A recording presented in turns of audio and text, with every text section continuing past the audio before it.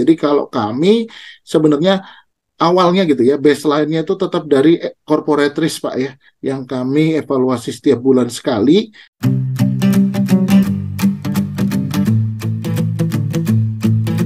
Bismillahirrahmanirrahim. Assalamualaikum warahmatullahi wabarakatuh. Assalamualaikum. Semangat pagi Bapak Ibu sekalian. Terima kasih atas kehadirannya pada sharing session ya. Tiap pekan kedua dan pekan keempat ya. Di yang dilakukan kerjasama antara Gagama HSI dan Praktis HSI ya. Di sini kegiatan ini sudah berlangsung sejak tahun 2020 akhir ya. Sampai sekarang, alhamdulillah masih konsisten. Kemudian dua event hybrid ya, online maupun offline, alhamdulillah sudah bisa berjalan juga pada beberapa waktu yang lalu ya, bulan Maret 2023 dan bulan eh, s- kemarin bulan apa ya? Oktober ya, tanggal akhir bulan lalu ya, 28-29 Oktober di Jogja ya. Jadi kegiatan kita rutin untuk sharing session ya, baik aspek teknis ya maupun teknis, non teknis ya, dari K3, LH, catatan pertambangan, environmental maupun manajemen sistem ya. Jadi memang aspek AS ini cukup luas ya, cakupannya dari berbagai sektor industri juga. Pada malam hari kita bersama dengan Pak Nurul Hidayat, beliau eh, salah satu praktisi ya, SE, beliau lulusan Teknik Lingkungan UPN tahun 2004 ya angkatannya ya Pak, betul ya Pak Nurul ya. Ya, betul, betul. Kemudian eh, cukup banyak ya pengalaman beliau di awal-awal di environmental, terakhir di manajemen sistem ya dan bisnis improvement ya. Ya, Kemudian beliau juga sudah sudah dan beliau juga banyak pengalaman di sebagai auditor ya, auditor.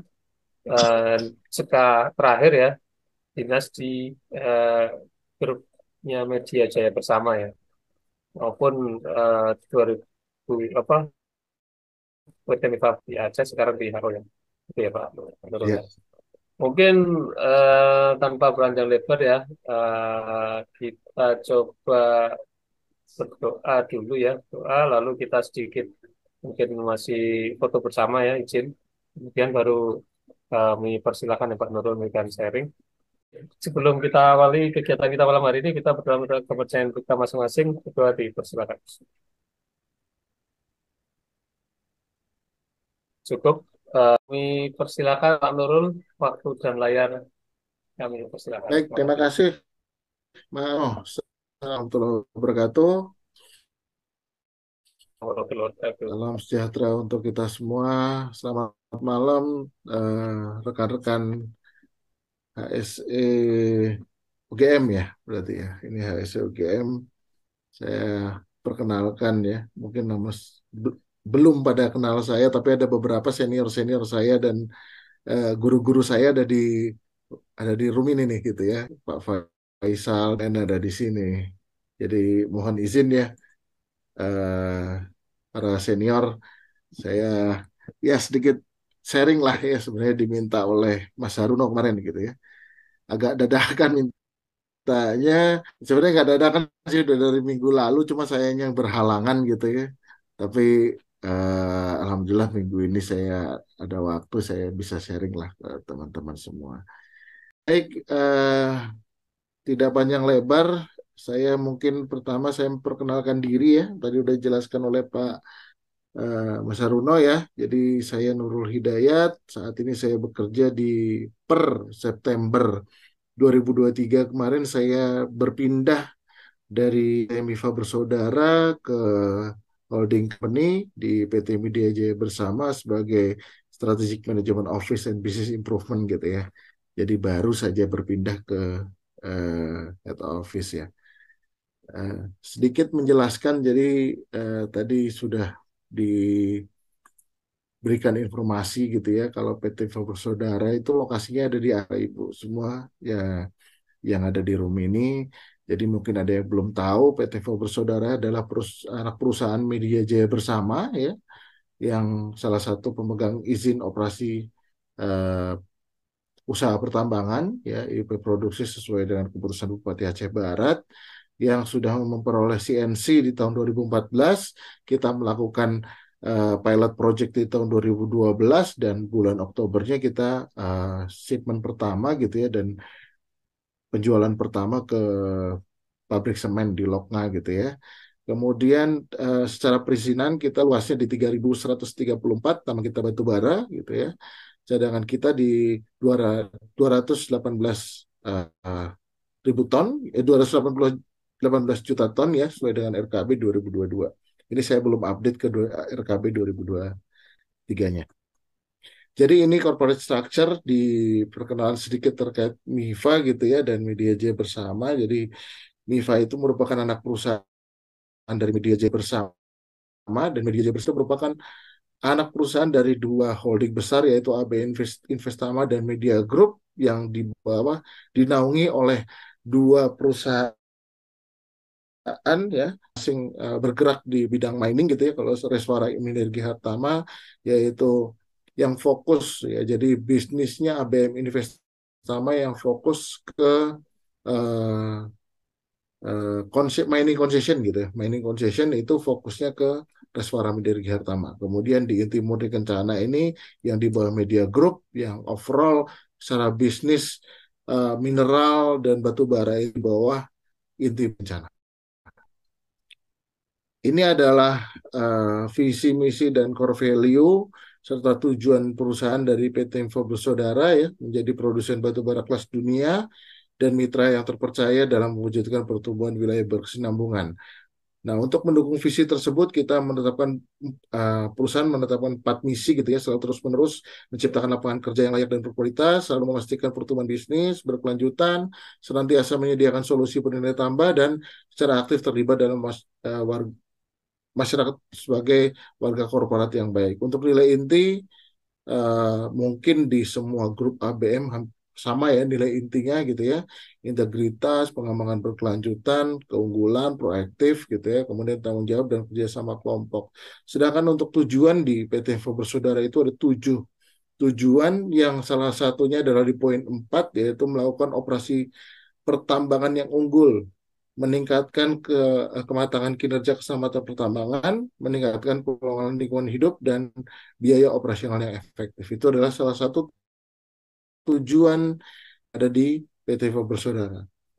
Visi, misi, tujuan tersebut gitu ya, kita mempunyai strategic plan, ditetapkan dalam strategic plan. Jadi kita ada strategic plan bisnis kita untuk bisnis strategiknya, manajemennya gitu ya. Kemudian kita ada operation proses, ini adalah proses kita gitu ya, mulai dari eksplorasi sampai kita ada support operation, ini support kepada core proses gitu ya, core proses yang ada di MIFA itu sendiri. Kemudian ada business support gitu ya, business support itu untuk mendukung daripada core proses dan strategik, dan yang terakhir adalah business enabler.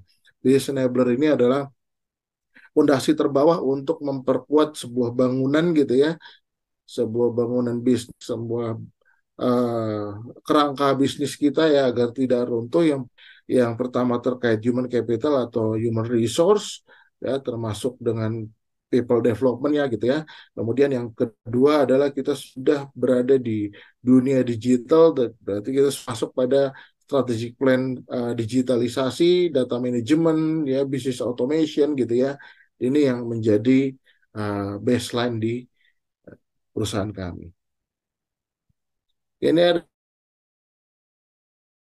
yang mencakup visi, misi, nilai, tujuan perusahaan, dan 10 poin terhadap kebijakan tersebut. Nah, 10 poin tersebut ada nomor 3, yaitu menciptakan budaya keselamatan pertambangan secara berkelanjutan dengan pengelolaan keselamatan kesehatan kerja, KO pertambangan gitu ya, untuk mendukung sistem manajemen keselamatan pertambangan. Jadi sudah terstate di dalam satu poin terkait keselamatan. Baik, selanjutnya adalah business collaboration, MIFA bersaudara gitu ya, and partners. Jadi kita di dalam set MIFA itu ada beberapa uh, perusahaan jasa gitu ya, perusahaan jasa. Kalau sebelum bulan September itu kita mining kontraktornya hanya ada CK, saat ini sudah masuk AMM ya kontraktor kita yang di miningnya AMM sudah masuk, kemudian dilanjutkan untuk supporting terhadap mechanical and electrical untuk unit gitu ya, untuk unit tire gitu ya, ada dari Cipta Paratama, kemudian di crusher dikelola oleh kami sendiri gitu ya, kemudian untuk yang di hauling ada support dari CJ ya, Cakra Jawara, kemudian fuel management itu ada PWP dan ANB gitu ya. Itu adalah support untuk fuel management. Kemudian untuk unitnya ya saat ini sudah dua brand besar yaitu Trakindo Toket dan UT gitu ya. Kemudian di proses pengapalan gitu ya kita ada PT Tirta Nusa Buana dan Stefdor Tirta Nusa itu satu grup atau sister company dari Media Jaya Bersama. Baik, selanjutnya terkait dengan mining safety, mungkin saya tidak perlu bacakan semua karena saya sudah tahu semua terhadap skop dari keselamatan kerja, kesehatan kerja, lingkungan kerja, kemudian keselamatan operasi gitu ya. Terus kemudian yang terakhir adalah sistem manajemen keselamatan pertambangan yang secara tujuan gitu ya. Ketiga itu tujuannya adalah menghindari kecelakaan, kejadian berbahaya, kejadian akibat tenaga kerja dan penyakit akibat kerja. Kemudian KO pertambangan yang tujuan besarnya adalah menciptakan kegiatan operasi pertambangan yang aman, produktif, efisien dan efektif gitu ya. Kemudian yaitu mengendalikan risiko di tempat kerja yang aman, efisiensi, produktif dan efisien serta keselamatan pertambangan yaitu segala kegiatan yang meliputi kegiatan K3 dan keselamatan operasi pertambangan. Kita lanjut ke MIMS atau MIFA Integrated Management System gitu ya. Jadi kami memiliki Integrated Management System yang kami sebut MIFA Integrated Management System ini adalah artnya gitu ya terhadap MIFA Integrated Management System. Jadi kami menjalankan proses bisnis kami itu yang pertama adalah dari corporate business strategic gitu ya, yang tadi saya munculkan di atas gitu ya. Jadi kami di level BOD, BOC awal tahun pasti menciptakan yang namanya corporate business strategic yang sumbernya itu dari roadmap 5 years atau roadmap 5 tahun dan 10 tahunan gitu ya. Kami membuat akhir tahun. Biasanya sekarang ini saya sedang membuat dan dengan jajaran direksi adalah corporate strategic plan untuk 2024 ya. Dan di situ kami mempertimbangkan gitu ya, mempertimbangkan dengan berbagai macam aspek gitu ya, stakeholders, terus compliance obligation gitu ya, dan requirement yang harus dipenuhi gitu ya. Jadi kami harus mempertimbangkan itu semua. Kemudian kami turunkan menjadi corporate objective, business intelligence, dan organization structure. Jadi kami turunkan menjadi 3 corporate objective gitu ya, business analyst termasuk pengembangan bisnis selanjutnya dan organization structure. Kemudian kami turunkan lagi menjadi business process. Business process ini adalah penggeraknya sebenarnya. Business process adalah penggerak dari business unit. Jadi business unit ini yang menggerakkan semua fungsi-fungsi yang ada di operasi gitu ya, yang ada di operasi untuk melaksanakan operasionalnya. Mulai dari quality product gitu ya, risk management, manpower management, finance management, compliance obligation, asset management, and stakeholder management. Semuanya dari compliance obligation, corporate vision, and corporate policy. Jadi kami menurunkan secara kompleks ke dalam fungsi-fungsi tersebut. Kemudian yang saya soroti adalah di risk management. Dan di risk management di perusahaan kami ada 3 ya saat ini yang kira DC atau activity risk yang mungkin teman-teman sudah common practice di dunia pertambangan dan di dunia industri. Kemudian enterprise risk management atau yang biasa kita sebut business risk gitu ya, corporate risk itu yang ada di yang menjadi konsumsi daripada BOD BOC gitu ya, atau jajaran manajemen kami, kemudian insurance management itu pendukung dari enterprise risk management gitu ya. Kemudian semua fungsi tersebut gitu ya, kita menetapkan yang namanya KPI. Nah, KPI ini kami melihat terhadap visi strategik dan requirement-requirement yang ditetapkan masuk ke dalam sebuah KPI dan kami turunkan menjadi Objective Target Program atau OTP, atau kalau di SMKP nyebutnya TSP gitu ya, tujuan sasaran program. Kemudian setelah operation proses itu termasuk di dalamnya evaluasi SOP. Kalau memang ada perubahan SOP yang terkait dengan bisnis strategik, operation ini akan berubah dan SOP itu akan direvisi atau dievaluasi. Kalau dievaluasi wajib setiap tahun, 1 tahun sekali kami menetapkan untuk dievaluasi. Kemudian ada evaluasi proses yang dari hasil review gitu ya, dari hasil review, dari hasil audit gitu ya. Contohnya yaitu apabila ada manajemen review itu operation di evaluation ya, audit, customer satisfaction, accident investigation, kemudian measurement, kemudian ada non conformity gitu ya, non conformity apapun ya, mau itu temuan inspeksi, mau itu temuan audit gitu ya. Kemudian force major, coaching and counseling gitu ya, training evaluation and crisis management. Nah, crisis management ini salah satu yang baru kami tambahkan pada saat ada COVID ya.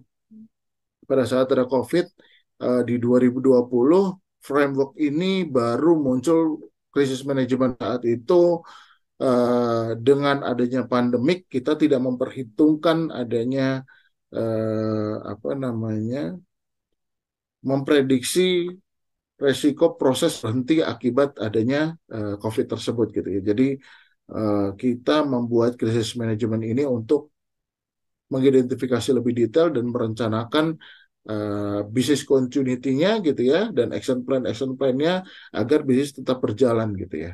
Jadi kami membuat krisis manajemen gitu. Kemudian selanjutnya jadi kami mengklasifikasikan compliance obligation itu dari nomor 1 sampai nomor 15, mulai dari undang-undang, PP, ya, peraturan pemerintah, peraturan presiden, hingga dengan surat edaran.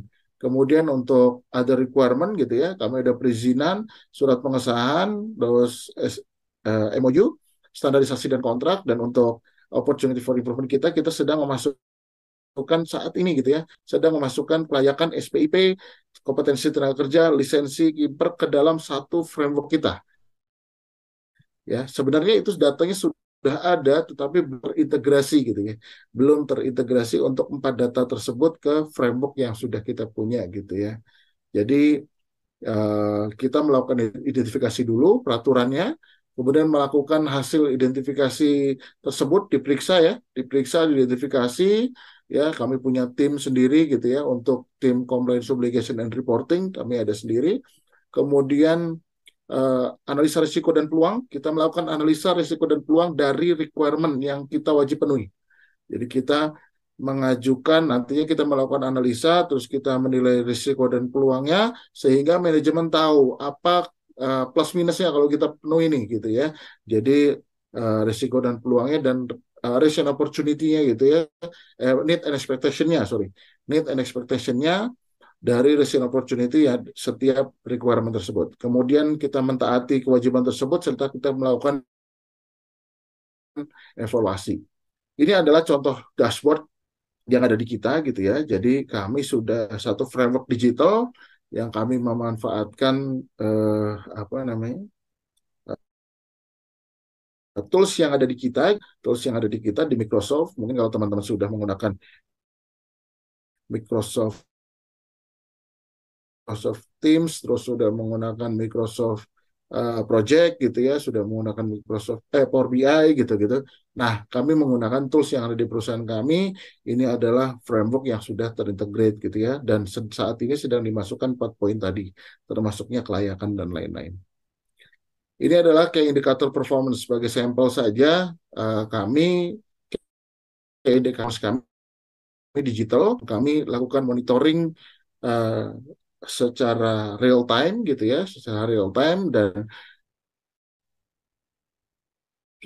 tim saya mengupdate dan dievaluasi setiap akhir bulan gitu ya, setiap akhir bulan oleh teman-teman evaluator sehingga eh, kita dapat angka yang real pada pada week 1 di bulan berikutnya gitu ya. Jadi kami punya dua tools besar. Yang pertama adalah MIMS Mobile. Ini adalah MIMS Mobile ya yang di handphone. Kemudian yang by web kita namakan dengan gitu ya.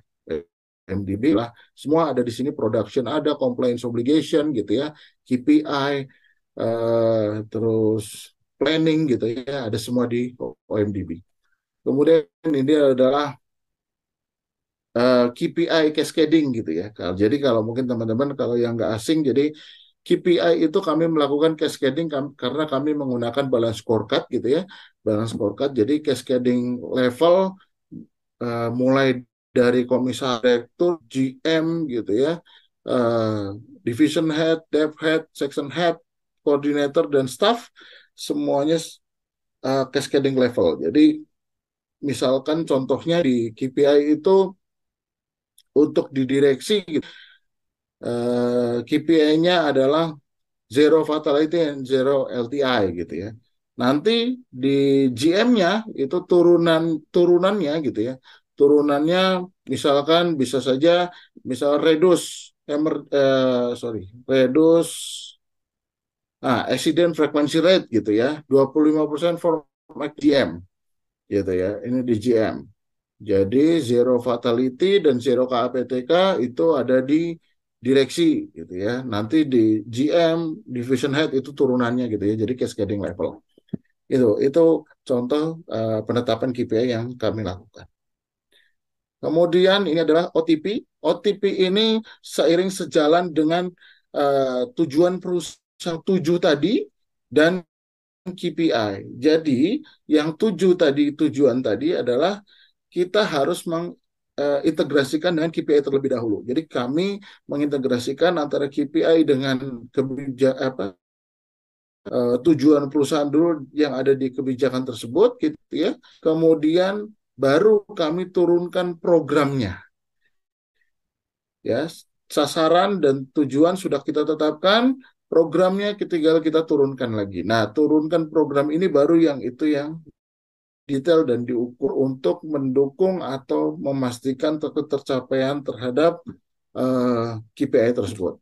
Sehingga setiap tujuan, setiap tahun bisa terukur atau setiap bulan bisa dievaluasi. Gitu ya. Ini terkait risk management yang tadi saya jelaskan ya.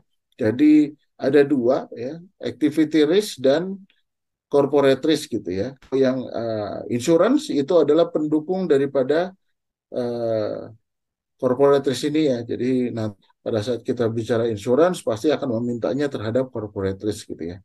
Ini adalah contoh yang ada di kami gitu. Jadi kami bagaimana menginlinekan antara activity risk dengan corporate risk. Jadi pada saat menyusun activity risk gitu, pada saat menyusun activity risk itu sumbernya tetap berasal dari setiap bisnis proses. Jadi bisnis proses kami nanti saya akan jelaskan di berikutnya.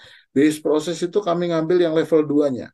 Level 2 kemudian kami analisa ya bahayanya, resikonya, sehingga dampak-dampaknya dan lain-lain, sehingga kami nilai apabila nilainya itu gitu ya extreme risk, maka uh, activity tersebut atau proses tersebut akan di raise up isu ke corporate risk sehingga masuk ke dalam list yang akan dievaluasi atau akan menjadi concern di manajemen level gitu ya untuk di direksi maupun di holding. Kemudian ini bisnis prosesnya ya seperti yang saya katakan, kami untuk membuat activity risk kami memapping setiap hazard dan risk itu level 2 bisnis proses. Jadi setiap itu berturunan ya, berlevel dari misalkan contoh ini adalah call processing, di dalam call processing ada call crashing, di dalam call crashing and room management ini ada call crashing, loading and and feeding gitu ya, ada loading and feeding. Nah, ini bahayanya kita activity-nya kita breakdown kan. Jadi mulai dari pemeriksa gitu ya, di sini sudah ada bahayanya nih gitu ya. Jadi lebih detail terhadap bisnis prosesnya akan lebih mudah kita menentukan bahaya dan risikonya. Nah, ini contoh activity risk-nya ya. Jadi penetapan konteks, identifikasi bahaya, pengendalian risiko dan penetapan peluang gitu ya. Baik. Ini untuk enterprise risk ya. Jadi kita menentukan deskripsi isu ya. Deskripsi isu itu dari bisnis proses ya ataupun dari yang kita peroleh dari activity risk gitu ya. Kemudian kita mapping terhadap sumber isunya, pemangku kepentingannya ya atau stakeholdernya, need and expectation dari stakeholder itu sendiri. Kemudian kita tentukan nih risk and opportunity-nya ya, terhadap risk and opportunity-nya. Terus kita nilai nih ya, kita nilai terhadap tingkat risikonya, baru kita tentukan pencegahan lanjutannya. Ini adalah untuk uh, corporate risk. Baik, kita masuk ke dalam safety culture program. Jadi kami 2021 ya, dari 2021 kami menetapkan safety culture program itu bagi menjadi dua, ya, safety champion dan MIMS. Jadi kalau MIMS itu sifatnya hanya aspek organisasi saja, ya, secara programnya gitu ya. Tapi kalau untuk safety champion itu mencakup menjadi tiga: personal, personal aspek, situational aspek, dan organizational aspek. Jadi contoh kalau personal itu kita ada kuesioner gitu ya, kuesioner safety culture, FGD gitu ya, terus ketersampaian informasi, kemudian manajemen stres gitu. Terus ada SAP ya, mungkin kalau di perusahaannya teman-teman beda-beda ya. SAP yang paling dasar adalah inspeksi, safety talk, dan apa namanya, hazard report biasanya gitu ya, ada tiga gitu. Tapi di perusahaan kami kebetulan kami menambah terhadap health talk, wellness, dan sport activity gitu ya. Jadi kenapa ada health talk gitu ya, kadang-kadang bicaranya terhadap kita bicara safety saja gitu ya, tapi ilmu terhadap health-nya yang langsung dari dokternya itu kurang informasinya. Nah, kita tetapkan health yang langsung dari dokternya, kemudian wellness kita lakukan penguji pemeriksaan kesehatan setiap karyawan 1 bulan sekali gitu ya, darah, kolesterol gitu ya, kemudian asam urat, tekanan darah gitu ya, dan lain-lain kita lakukan pemeriksaan 1 bulan sekali. Jadi kami dan kontraktor itu total ada 2.800 karyawan, itu kami periksa setiap 1 bulan sekali. Jadi setiap kontraktor juga wajib memiliki paramedik, dan kami punya 28 kontraktor lokal gitu ya, yang kami juga uh, wajibkan untuk karyawannya melakukan pemeriksaan kesehatan bekerja sama dengan paramedis-paramedis yang ada gitu ya. Kemudian ability assessment ya. Di sini kami memberikan kuesioner juga gitu ya, modelnya kuesioner tapi kita adakan uji uji apa? Uji praktek juga ya terhadap kemampuan karyawan, tingkat kepatuhan kami evaluasi, kemudian ada siklus inspeksi, SPIP. SPIP ini lebih kepada kita menguji kelayakan gitu ya, pemeriksaan, dan kita melakukan evaluasi juga terhadap pengujian kelayakan dan pemeliharaan juga. Kemudian pengukuran lingkungan kerja kami lakukan setiap 3 bulan sekali dilakukan secara internal, kemudian setiap 1 tahun sekali dilakukan secara eksternal. Pelaksanaan tindakan perbaikan secara kontinu, penerapan 5R. Dan kemudian di organisasi ada HIRA-DC gitu ya, statistik insiden, terus statistik. Untuk organisasional aspek yang secara MIMS gitu ya, ada audit, pemenuhan kompetensi, TSP, terus tujuan manajemen gitu ya, terus bisnis proses itu sendiri. Jadi bisnis proses ini apabila ada atau proses yang tahapan berubah, maka dokumen bisnis proses ini harus dirubah hingga nanti impact-nya bisa saja SOP-nya berubah, hierarkisinya berubah gitu ya, dan macam-macam gitu. Kemudian job description, LCA, terus coaching, risk management, dan compliance obligation.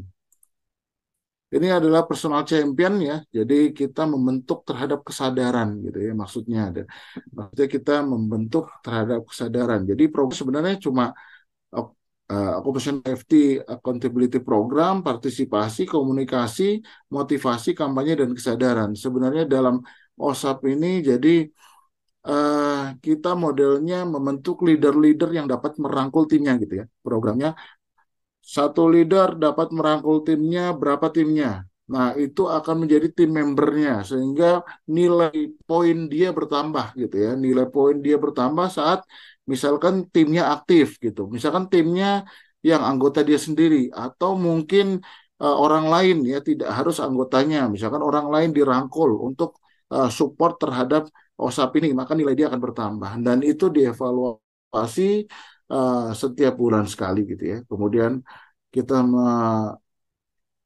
berharap bahwa si karyawan itu dapat berpartisipasi gitu ya dalam ability, terus inspeksi atau kita sebut kegiatannya jaksewu, kemudian ada komunikasi dan konsultasi lebih kepada kami ingin para pekerja gitu ya bisa menyampaikan materi safety talk dan P5M gitu ya atau materi-materi safety pada saat kegiatan tersebut yang tidak hanya dipimpin oleh pengawas. Misalkan contohnya adalah operator gitu ya. Operator kita kita minta mereka untuk berpartisipasi untuk mengisi materi gitu ya dengan materi yang kita sediakan gitu. Di awalnya kita sediakan. Pada saat dia bisa menyiapkan materi sendiri, maka poin nilai dia terhadap personal champion ini akan bertambah. Kemudian motivasi. Motivasi ini lebih kepada leaders gitu ya. Lebih kepada leaders, kita membentuk awareness leaders untuk melakukan coaching ya. Coaching untuk development people. Jadi kita ingin tahu leader-leader mana yang aktif dalam mengembangkan gitu ya, dalam mengembangkan timnya, dalam mengembangkan prosesnya gitu ya agar lebih efektif, lebih aman gitu ya. Itu dilakukan dengan coaching. Terus campaign jelas ya di mana-mana ada campaign, terus bentuk kesadaran dengan melaporkan kegiatan near miss itu wajib gitu ya. Baik, selanjutnya untuk safety culture kita lakukan penilaian terhadap safety culture program ya di Viva Bersaudara terakhir di 2022 dilakukan evaluasi safety culture dinilai 77 masih di dalam reaktif gitu ya. Semoga di penilaian di 2023 awal nanti atau di Desember ini kita lakukan penilaian safety culture sudah berada di terencana gitu. Kalau reward and punishment jadi sebagai contoh KTT kami setiap 1 bulan sekali memberikan reward and punishment dan setiap 6 bulan sekali gitu ya. Setiap 6 bulan sekali itu memberikan reward and punishment terhadap kontraktor gitu ya. Contohnya seperti yang ada di sini. Jadi di sini para manajer-manajernya itu wajahnya terpampang di sini ya. Wajahnya terpampang apa nilainya itu terbaik ataupun terburuk ya seperti contoh ini ya yang merah ini terburuk dan yang biru ini terbaik. Jadi ini di-blast ke semua karyawan melalui email, melalui WhatsApp gitu ya dan ditempelkan di area operasional gitu ya. Siapa yang terbaik, siapa yang terburuk manajernya. Jadi apa seorang manajer itu wajib menjadi contoh dan wajib menjadi good leader gitu ya untuk divisinya dan untuk timnya gitu ya sebagai contoh sehingga itu menjadi sebuah motivasi ya motivasi untuk meningkatkan performanya dari masing-masing divisi. Bahkan di 2022 KTT sudah mengeluarkan 2 kontraktor ya, dua PJO kontraktor ya, memberhentikan 2 PJO kontraktor akibat dari tidak ada apa namanya, tidak ada perubahan gitu ya, tidak ada perubahan. Baik, ini adalah innovation of mining technology. Jadi yang seperti saya katakan tadi, ada namanya MIMS Mobile. Nah, sebenarnya kita tidak berbicara di dalamnya hanya ada safety gitu ya, tapi overall yang berkaitan dengan digitalisasi berada dalam satu platform gitu ya, sehingga mempermudah integrasi prosesnya. Seperti contoh, pada saat login gitu ya, teman-teman P2H gitu ya, kita P2H LV ditemukan kerusakan, penanggung jawab LV atau tim maintenance sudah langsung mendapatkan notifikasi apabila unit yang di P2H itu tidak layak, sehingga informasi langsung dan dapat memberikan informasi juga kepada si pengguna. Kemudian dari hazard report, ya nanti saya munculkan di belakang. Hazard report itu saat menemukan hazard gitu langsung bisa di-upload di situ temuannya, lokasinya, dan langsung masuk ternotifikasi ke penanggung jawabnya. Penanggung jawabnya langsung menerima notifikasi dan dapat langsung melakukan tindakan perbaikan di detik itu juga, gitu ya. Detik itu juga mendapatkan informasi, dilakukan tindakan perbaikan, dan apabila sudah dilakukan tindakan perbaikan langsung dapat dilakukan closing gitu ya. Jadi tinggal dari handphone uh, melakukan closing dan semuanya terinformasi bahwa bahaya tersebut sudah close gitu ya. Ya, ini adalah hal ya, dari khusus untuk safety di dalamnya ada ini gitu ya, emergency report ya, atau emergency button. Jadi di dalamnya juga ada emergency button. Apabila terjadi kondisi emergency, tinggal pencet emergency button, maka tim emergency itu sudah terinformasikan dan langsung bisa meluncur ke lokasi yang langsung muncul informasi apa namanya itu, petanya gitu ya, petanya lokasinya berada di mana kita sudah tahu gitu ya, titiknya ada di, koordinatnya ada di mana gitu ya. Kemudian safety performance information SPIP mulai dari eh, P2H, pemeriksaan, terus kemudian pengujian kelayakan, commissioning gitu ya, hingga quality control terhadap maintenance juga kita integrasikan di dalam pengajuan APD secara integrasi P2LV dan unit gitu ya, commissioning sudah ada, spot activity ini adalah lebih kepada kita ingin teman-teman gitu ya, teman-teman itu mulai membudayakan untuk olahraga, yang kita konekkan salah satu platform aplikasi yang namanya Strava gitu ya, sehingga teman-teman yang punya smartphone, apa, smartwatch gitu ya, dapat dikonekkan ke situ dan langsung terkonek ke MIMS Mobile, dan kami langsung tahu datanya siapa yang hari ini olahraga dan tidak gitu ya. Nah, kebetulan di tahun 2021 kami membagikan smartwatch kepada semua karyawan gitu ya, sehingga itu dapat diutilisasi gitu ya.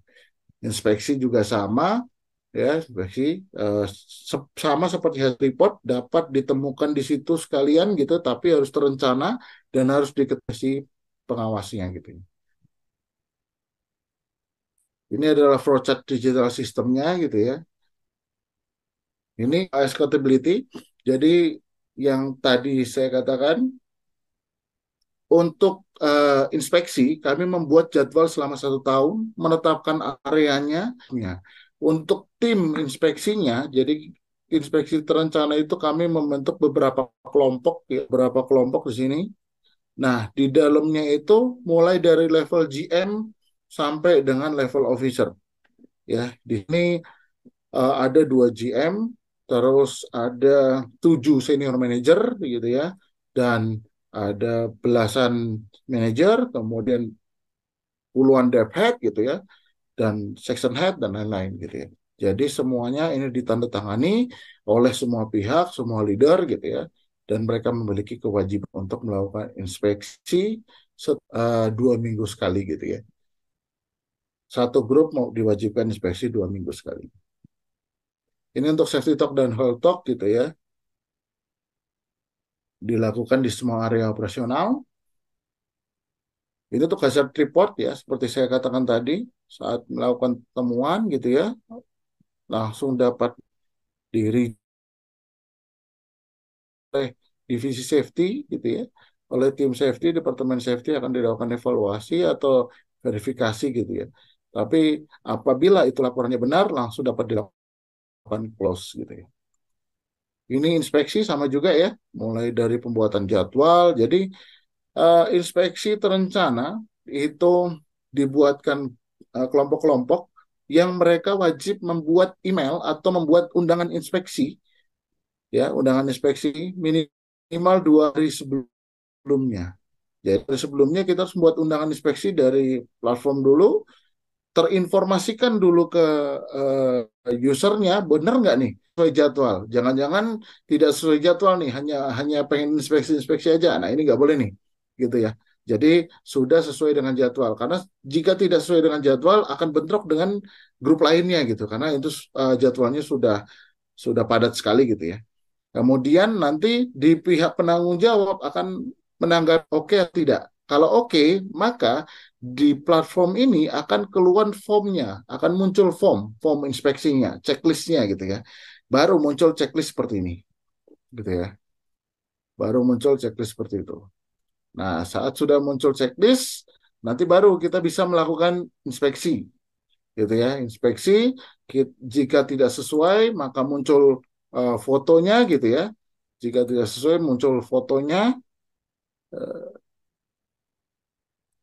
Ya, jika tidak sesuai maka muncul fotonya di foto gitu ya, langsung berapa persen nanti pencapaiannya dan diverifikasi oleh si penanggung jawabnya, gitu ya. Kemudian penanggung jawab dapat langsung melakukan closing di hari itu juga, gitu. Kemudian kita lanjut ke SPIP ya, SPIP jadi kita memanfaatkan MIMS Mobile lagi untuk melakukan P2H, kita melakukan komisioner, ya, terus database SPIP semuanya ada di MIMS Mobile ini, sehingga kita dapat mengintegrasikan dengan data produksi, gitu ya, sehingga apabila unit breakdown yang dilaporkan oleh dispatch gitu ya, secara langsung dilaporkan oleh dispatch akan terkonek dengan MIMS Mobile bahwa unit itu sedang breakdown gitu ya. Nah itu masuk dalam database kita juga. Jadi tren kerusakan juga di kami mendapat informasinya. Apa tertingginya apa gitu ya, yang saat ini paling paling hot-hotnya adalah suspensi ya, suspensi dan tire itu saat ini sedang hot-hotnya nih tingkat kerusakannya. Baik, ini untuk aset manajemen, jadi kami untuk SPIP, untuk fix plan atau fix aset ya, kami melakukan pengukuran juga gitu ya, melakukan evaluasi ya. Untuk mobile support, unit produksi gitu ya, ini prosesnya yang dilakukan. Ya, secara manpower dan kompetensi saat ini jumlah pengawas ada 454, administrasi 138 dan operator 2052. Dan ini adalah total kompetensi-kompetensinya yang saat ini dan sedang kami tingkatkan terus. Untuk standar organisasi dan personil kami menetapkan ini gitu ya.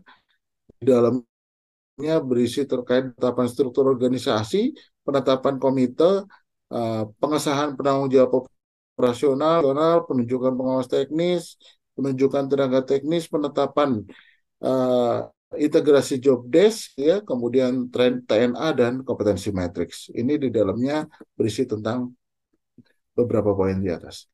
Selanjutnya untuk kontraktor manajemen sistem, ini yang mungkin bagi kami tantangan dan cukup unik dari 2012 kami beroperasi gitu ya. Karena kami memiliki 28 kontraktor lokal gitu ya yang saat ini beroperasi, dengan total semua kontraktor kita ada 38 ya, baik inti non inti gitu ya, lokal dan non lokal. Kami mengelola kontraktor-kontraktor lokal tersebut. Kami harus benar-benar mengajari mereka awal yang nggak tahu terkait safety gitu ya, kami bentuk gitu ya, hingga mereka sudah kompetensinya, sudah PJO-nya hampir semua sudah POP gitu ya, ada yang sudah POM gitu ya, kontraktor lokal gitu ya, dengan tahapan yang saat ini berjalan adalah kami melakukan identifikasi kebutuhan perusahaan jasa gitu ya, atau yang kami sebut business case ya, kemudian kami lakukan prakualifikasi vendor gitu ya, atau tender gitu ya, kemudian klarifikasi dan sesi ada kick off, menunjukkan pengawas operasional apa penanggung jawab operasional. Kemudian ada pra-operasional dan operasional dan evaluasi gitu ya.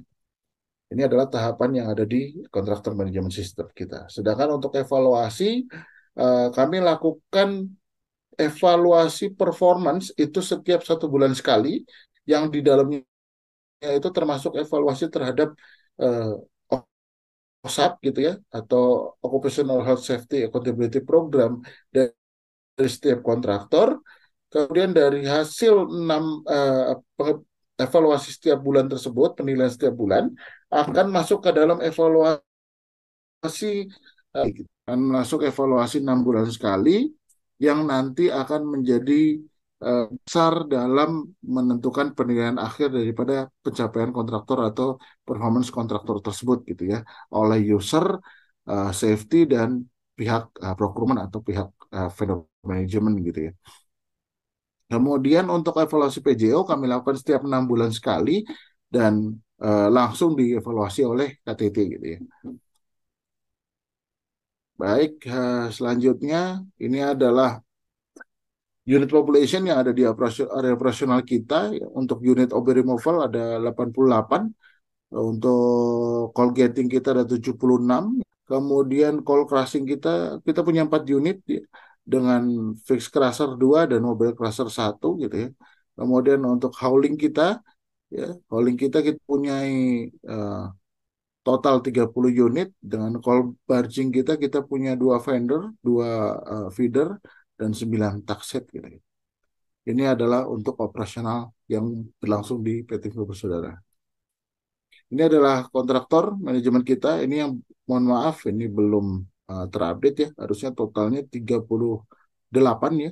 Saat ini yang tercatat baru 36. Yang AMM belum masuk, dan ya, ini ada 38 total kontraktor, dengan kontraktor lokal itu mendominasi di 77%. Ini adalah hasil survei safety culture kita di tahun 2021 ya. Nilai kita masih 32 dengan kategori baik ya. Tapi ini wajib kita tingkatkan terus ya, untuk agar menjadi lebih baik gitu ya.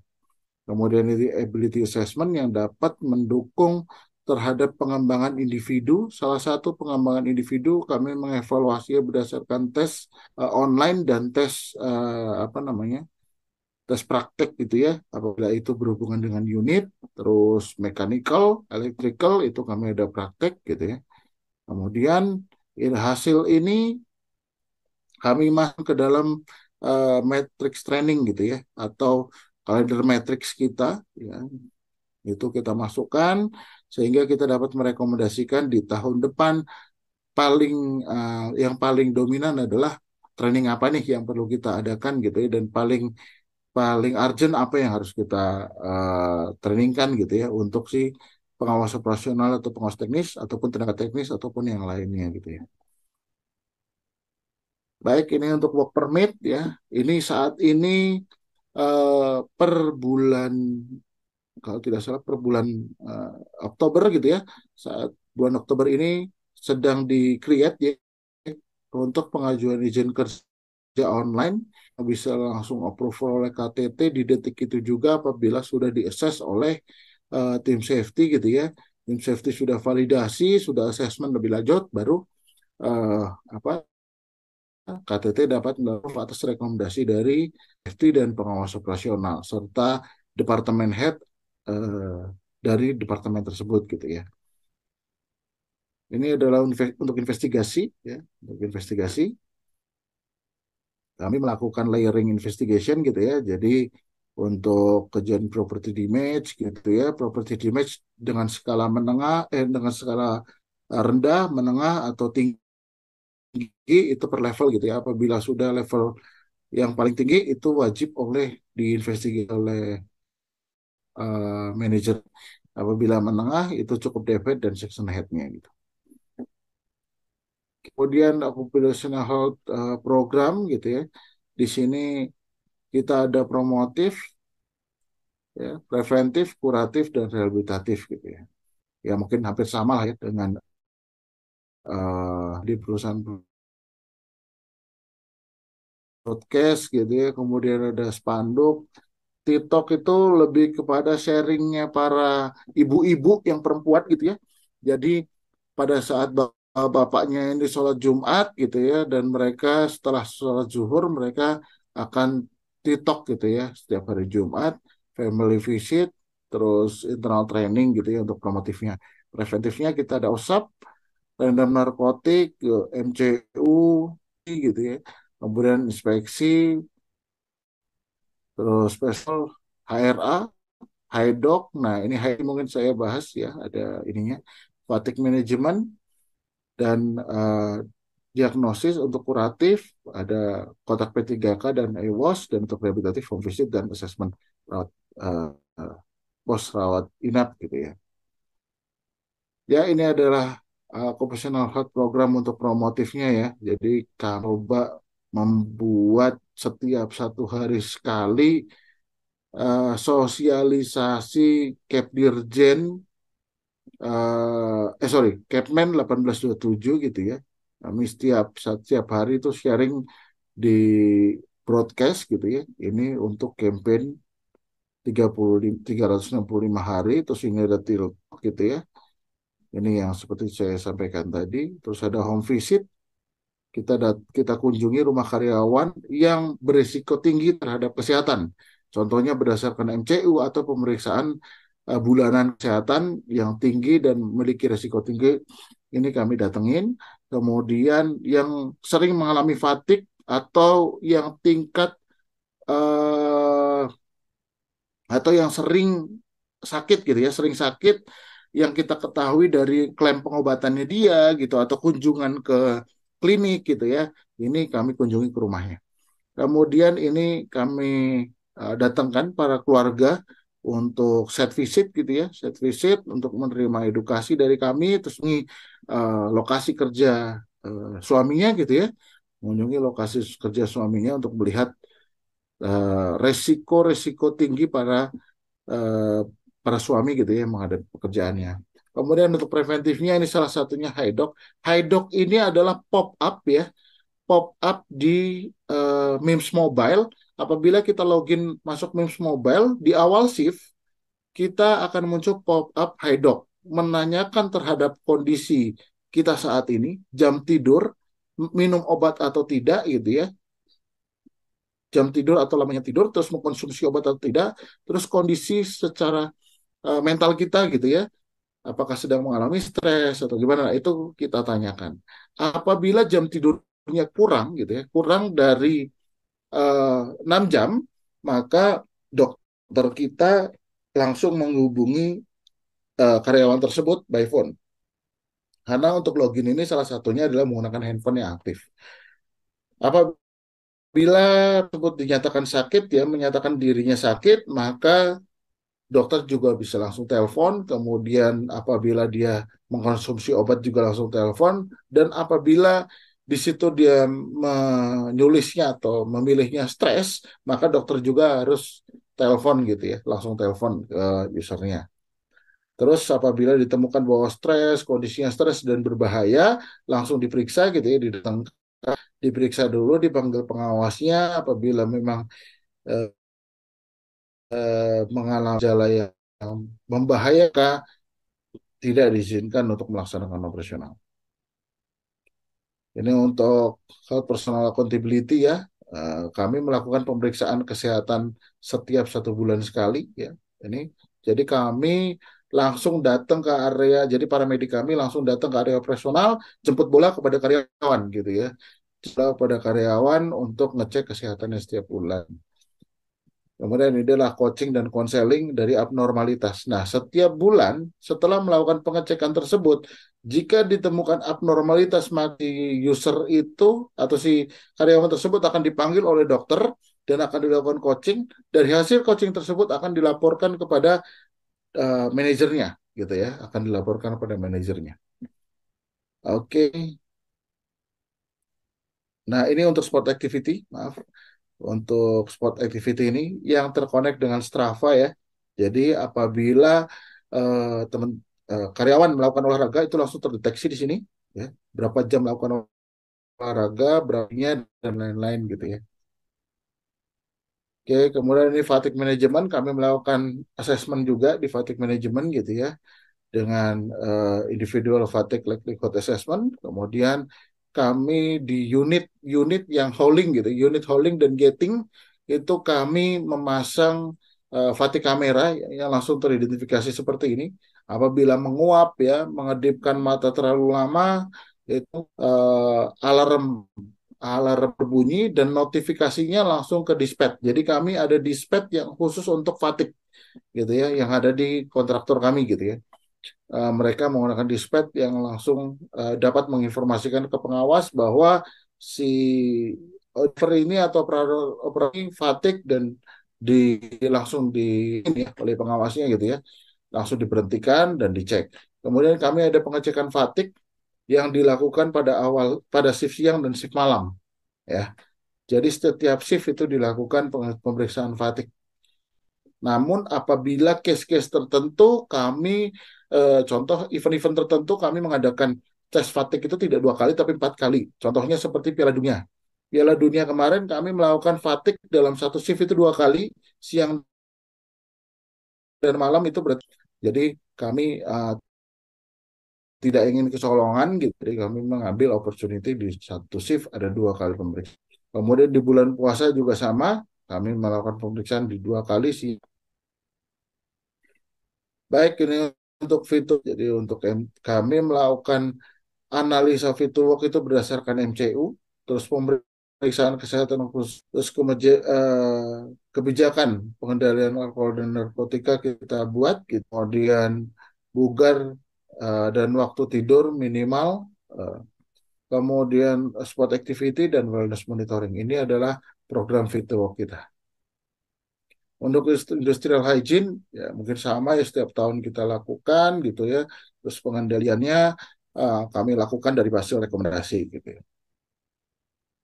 Untuk emergency response, kami memiliki eh, tim emergency response. Ini yang saya katakan tadi, emergency bat gitu ya. Saat ini ditekan, teman-teman emergency team langsung mendapatkan informasi lokasinya ada di peta, titiknya di mana gitu ya, dan siapa yang melaporkan itu langsung terkoneksi gitu ya, koneksi dan tim IRT bisa langsung meluncur ke lokasi. Oke, ini adalah tagline ya. Jadi saya kebetulan terinspirasi dari Pak Faisal waktu itu, saat Pak Faisal masih di BIB gitu ya. Pak Faisal share terkait tagline yang ada di BIB gitu. Jadi saya sempat terinspirasi itu, wah kayaknya MIFA harus punya tagline nih gitu ya. Jadi tagline bersama ini menjadi tagline MIFA yang berarti adalah bekerja selamat menjadi sasaran utama gitu ya. Sehingga kami singkat dengan bersama gitu ya. Nah, eh, filosofinya adalah lebih kepada bekerja selamat menjadi sasaran utama gitu ya. Kemudian ini dikampanyekan pada saat kita yel-yel gitu ya. Bila leader mengucapkan semangat pagi, yang biasanya kalau di set-set lain biasanya pagi-pagi luar biasa, kalau di tempat kami bersama pasti bisa. Nah ini agar maksud kami tagline ini langsung dapat diaplikatifkan, mereka paham bahwa eh, eh, itu menjadi sasaran utama mereka dalam bekerja gitu ya.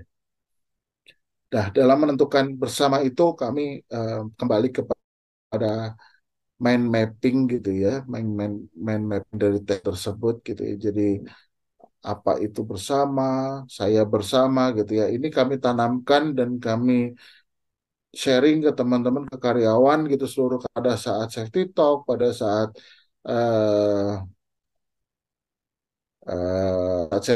sharing session, atau pada saat dari kembali cuti gitu ya, dari kembali cuti ataupun pada saat sedang berdiskusi FGD gitu ya, kami tanamkan terhadap eh, mind mapping dari tagline bersama gitu ya. Nah ini nanti kita sampaikan di safety training, induction gitu ya, agar tujuannya adalah berbudaya keselamatan atau menjadi safety culture di area operasional kita gitu ya. Jadi safety leadership tujuannya, terus safety culture, safety communication, safety learning, and mindset bersama. Ya, mungkin itu Pak Harun paparan saya. Ya, jadi mungkin apabila ada kekurangan saya mohon maaf gitu ya, karena kebetulan saat ini saya sudah tidak memegang atau fungsi terhadap QHSE atau quality system ini. Ya saya mohon maaf jika apabila ada kekurangan, dan apabila ada ditanyakan dipersilahkan. Silakan. Siap. Oke, terima kasih Pak Nurul. Tanya ya, komprehensif sekali, sangat detail, padat ya.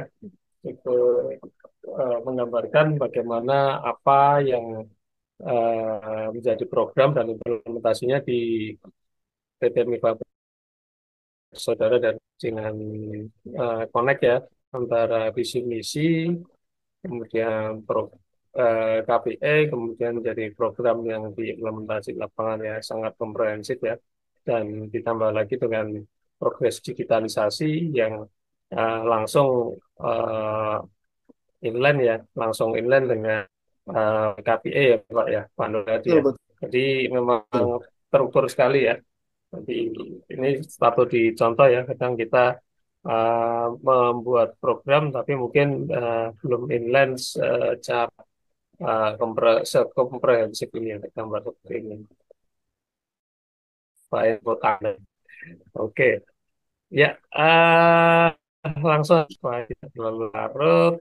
Mungkin di sebagian rekan-rekan kita kayak Pak Istian ini di waktu Indonesia Tengah ya.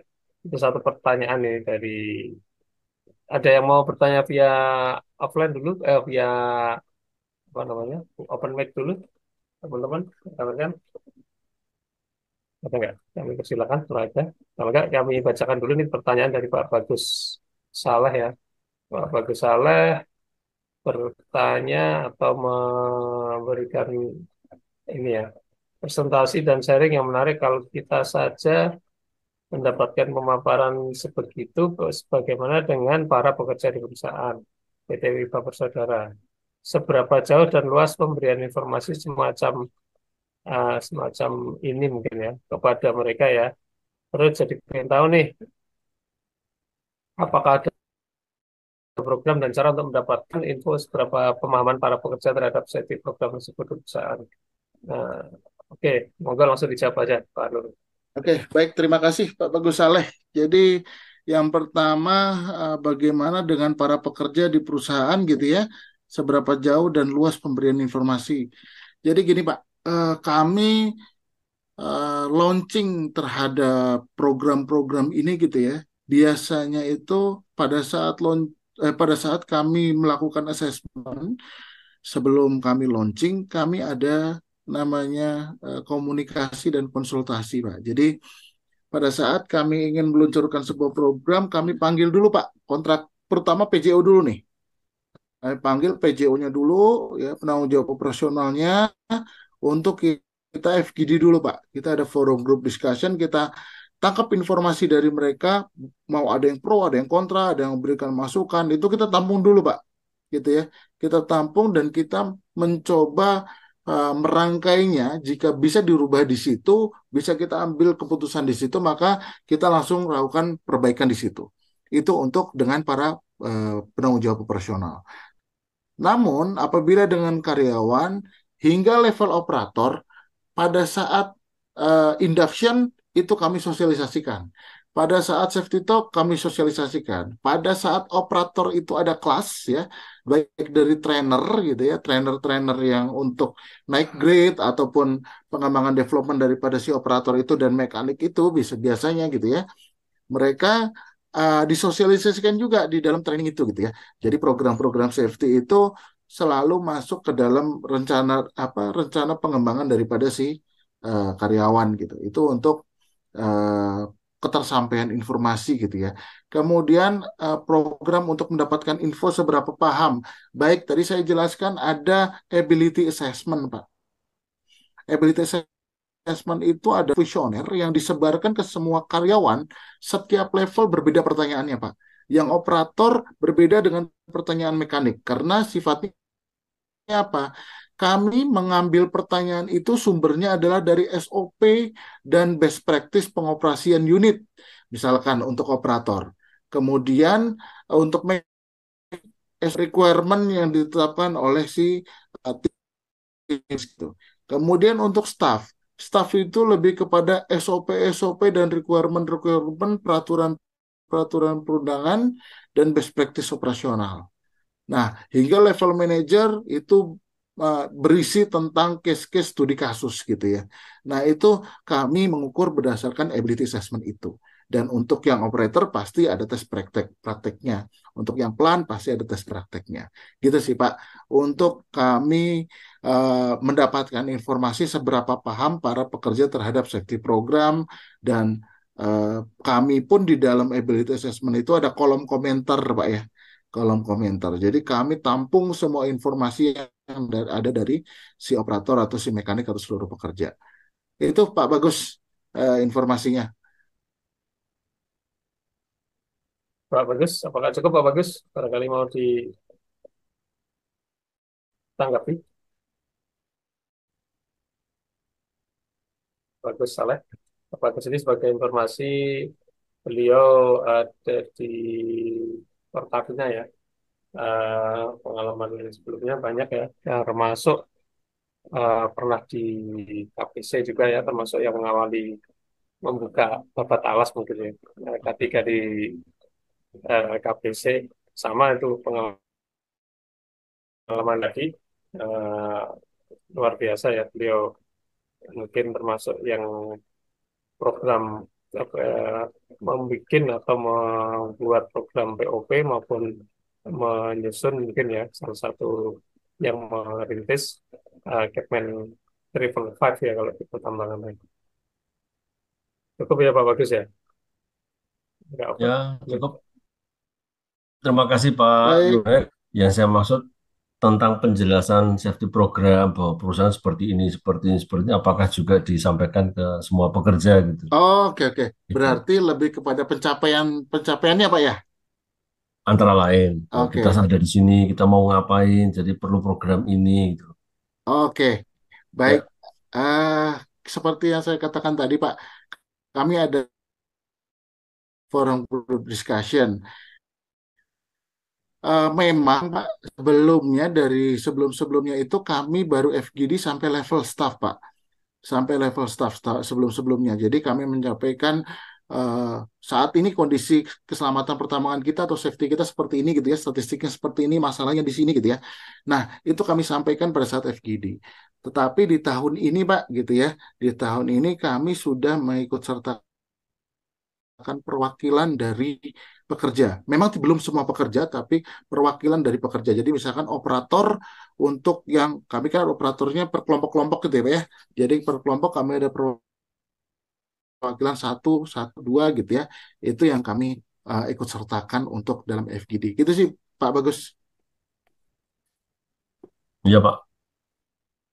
Baik, baik. Dilanjut untuk teman yang lain. Baik, Terima kasih Pak. sama-sama Matur Pak nuwun, Bagus. Pak Bagus. Oke, kemudian ada Pak Sasmito, silakan kalau ingin langsung bertanya. Ya, terima kasih banyak. Izin bertanya, Pak Nurul. Iya Pak, silakan Pak. Ya, sebelumnya perkenalkan nama saya Sasmito. Saya tinggal di Pekanbaru, Riau. Iya Pak. Salam Nah, kenal Pak. salam kenal kembali, Pak. Ya, ini luar biasa nih. Perusahaannya begitu maju menurut saya nih. Jadi di sini yang menjadi buah pemikiran bagi saya, Pak, masalah Bapak mengedepankan perusahaan ini lebih mengedepankan digitalisasinya gitu, Pak. Mm-mm. Ya, jadi yang menjadi pertanyaan saya itu image kita kepada tambang, terutama tambang batu bara ini kan kemungkinan itu kan berada di Ya, hutan gitu kan Pak. Kebanyakan ya, berada di hutan. Tentu akan terkendala dengan ya. signal gitu kan Pak. Dengan signal. Tentu dalam hal ini apa sih upaya dari perusahaan itu sehingga digitalisasi ini bisa berjalan dengan efektif di sana gitu. Sementara kita sama-sama tahu nih kadang kedalamannya sudah cukup dalam gitu ataupun ke hutannya cukup jauh gitu kan sehingga pasti terkendala Ya. dengan signal gitu kan. Itu. Bagaimana sih metodenya sampai selancar itu gitu kan sehingga sampai detik itu juga bisa di close gitu kan. Nah, berarti hal ini kan berarti udah lancar sekali nih. Kalah pula kami yang di kota gitu Iya, kira Pak. Oke, mungkin itu Pak, sedikit pertanyaan. baik. Terima kasih banyak Terima atas kasih. kesempatannya. Oke. Terima kasih Pak Sasmito. Jadi, alhamdulillah Pak, tambang MIFA itu alhamdulillah cukup di kota Pak ya. Jadi kita ke kota aja cuma butuh 20 menit Pak dari lubang tambang. 30 menit lah dari lubang tambang itu hanya butuh 30 menit Pak. Gitu. Jadi cukup di kota gitu ya. Tapi betul kita tetap mengalami kendala sinyal Pak ya. Namanya kita di front gitu ya pasti akan ada sinyal. Betul Pak, kita belum 100% semua area ada sinyal. Betul. Tetapi 10% saya katakan sudah ada sinyal Pak karena kita sudah membangun 2 tower penguat sinyal dan kita punya tambang kita itu diapit oleh 2 desa yang sama-sama punya tower gitu. Jadi kami manfaatkan opportunity itu Pak. Gitu sih. Ya alhamdulillah di area-area inti selalu ada sinyal. Gitu. Oke, Gitu Pak makasih Pak. Sasmito. Sukses selalu. Baik Pak, terima Yap. kasih. Oke, terima kasih. Cukup ya Pak Sas ya. Karena itu pasti ya, teknologi informasi itu tidak lepas dari sinyal ya. Tadi sempat di awal pembicaraan tadi Pak Hendri bilang menyampaikan ada project power yang terkendala ya, ya karena hal-hal yang mungkin kita ketahui bersamanya. Oke, kita masuki penanya ketiga ini dari Pak Istian langsung nih, boleh nih yang sudah angkat tangan. Oke, makasih Kang Haruno. Oh, Pak Estian ini. Oke, makasih Pak Nurul. Salam Ya, kenal. gimana Pak? Salam kenal Pak. Oke, makasih. Pak Nurul, materinya sangat komprehensif sekali ya. Bagaimana memaparkan dari TSP, dari per AGA program gitu ya. Nah, ada beberapa hal yang ingin kami tanyakan, Pak. Untuk poin yang pertama, bagaimana di MIFA itu untuk meng-create pengawas ini care dan aware terhadap prosedur. Yang notabene kan ada pengawas baru, yang skill up dari operator atau rekrutmen dari fresh graduate gitu ya, atau mungkin pengawas yang sudah lama. Bagaimana mensinkronisasi itu di sela-sela naiknya pebisnis batu bara sehingga kita harus prepare well agar sesuai lah ya, risikonya bisa dikendalikan. Itu poin yang pertama. Kemudian yang kedua, Pak, tadi ada disampaikan juga banyak kontraktor lokal gitu ya. Nah, mau disaringkan bagaimana membuat media ya, supaya teman-teman dari kontraktor lokal ini bisa seragam, komplai, tips dan edukasinya serta touch people-nya seperti apa gitu ya Pak ya, sehingga bisa sustain sampai situasi saat ini. Saya lihat MIFA sangat luar biasa ya growth-nya ya. Kemudian yang ketiga terkait dengan investigasi Pak. Nah, Ya, bagaimana mengimprove terkait dengan investigasi yang ada di MIFA ya, mungkin ada kiat-kiatnya sehingga kita bisa meminimalkan insiden yang redundant atau pengulangan. Contoh ya, hand and finger injury gitu. Kalau Fatih kan banyak hal tuh Pak, ada ya, psikososial, ada kualitas istirahatnya atau bahkan pengaruh dari eh, pasangan gitu ya, atau bahkan mungkin ya. tekanan tempat kerja, naiknya productivity, tetapi harus dimaintain dengan baik. Terima kasih, Pak. Baik, terima kasih Pak Estian. Izin menjawab. Jadi untuk yang pertama pengawas Pak, betul Pak. Kami belum dapat menyeklirkan 100% problem pengawas Pak, gitu ya. Jadi sampai detik ini kami juga masih punya problem untuk synchronize gitu ya. Synchronize antara best practice operational, SOP, dan si knowledge-nya pengawas ini sendiri gitu ya. Tapi yang salah satunya adalah kami mempermudah akses SOP, Pak. Salah satunya, Pak ya. Jadi di dalam Miss Mobile itu dapat akses SOP, gitu ya, secara digital. Jadi mereka dapat di ditambang sendiri saat mereka bingung, mereka bisa lihat SOP, gitu ya. Mereka bisa lihat SOP dan kemudian yang paling mudah adalah kami coba improve itu di work instruction, Pak. Work instruction standar, kemudian ada prosedur, itu leveling dokumen kami. Kami mempermudah untuk SOP itu, atau work instruction itu tidak harus kata-kata. Jika teman-teman munculkan gambar-gambar foto-foto di dalam SOP itu, nggak ada masalah, itu dimasukkan. Nah, itu contoh. Kemudian, alhamdulillah karena kami sedang menggaungkan digitalisasi gitu ya. Alhamdulillah sekarang sedang marak-maraknya di 2023 ini adalah apa? SOP dengan video, Pak. Menjelas SOP dengan video, mungkin Pak Estian, saya lihat beberapa apa namanya di YouTube-nya gitu ya, sudah banyak menjelaskan terkait SOP di video, mungkin seperti itu gitu ya Pak ya. Jadi itu yang Keren. saat ini sudah berjalan di kita dan selalu di-share gitu ya ke apa namanya ke grup-grup para operator gitu ya, dan itu di-share-nya pada saat awal shift dan akhir shift gitu. Jadi sebelum mereka masuk kerja dan setelah mereka setelah pulang kerja atau masuk shift malam gitu ya. Jadi eh, itu untuk membentuk para pengawas gitu salah satunya gitu ya. Kemudian yang kedua gitu ya, Ya. Pak kontraktor. Jadi itu cukup kompleks Pak ya saya katakan gitu ya. Jadi kita tidak pernah bisa menolak namanya local contracting gitu ya. Dan malah justru itu yang menjadi peluang kita mengembangkan mereka gitu ya. Jadi tahapannya adalah kami memang mengajari dari awal Pak. Dari awal misalkan mereka tidak tahu istilah-istilah safety, kami buat kelasnya. Operatornya tidak tahu, kami buat kelasnya. Mereka tidak tahu cara buat SOP, kami ajari SOP-nya. Bahkan kami berikan apa namanya dokumen uncontrol-nya kita, prosedur kita untuk mereka punya dan mereka pelajari, mereka susun. Mereka susun SOP mereka, mereka akan review ke siapa? Ke kami, Pak. Kami akan mereview, Pak gitu. Itu contohnya gitu ya.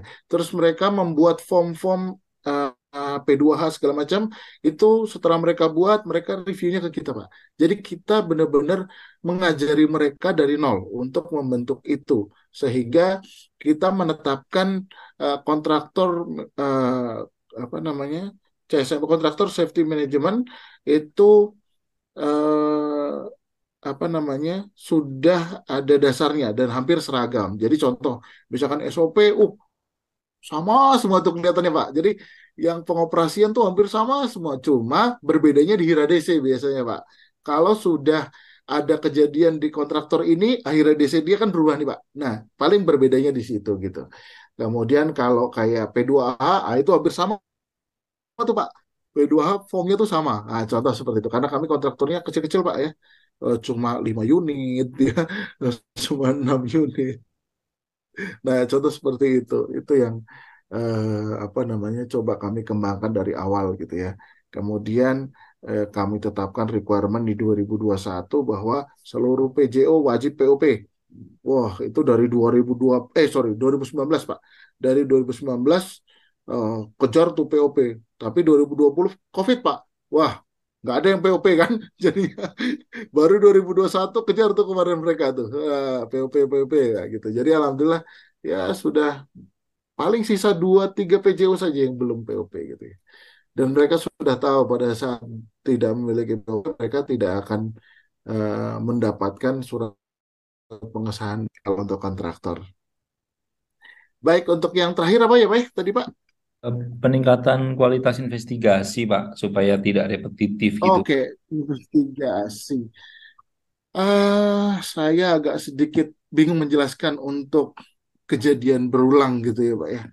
Kayaknya saya belum dapat mengatakan bahwa investigasi di kami efektif gitu ya, Pak ya. Karena kami juga masih mengalami kejadian berulang, Pak. Gitu ya. Masih mengalami kejadian berulang, tetapi gitu ya. Tetapi untuk kejadian berulang itu karena semua referensi terkait investigasi kami sudah eh, apa ya sudah masukkan ke dalam satu prosedur. Saya mohon maaf mungkin saya ceritakan di sini sampai SOP kami Pak ya SOP untuk investigasi itu kalau tidak salah saya ada 35 lembar Pak. untuk investigasi saja. Saking detailnya kami tulis gitu, tujuannya apa? Agar mempermudah investigator, gitu ya.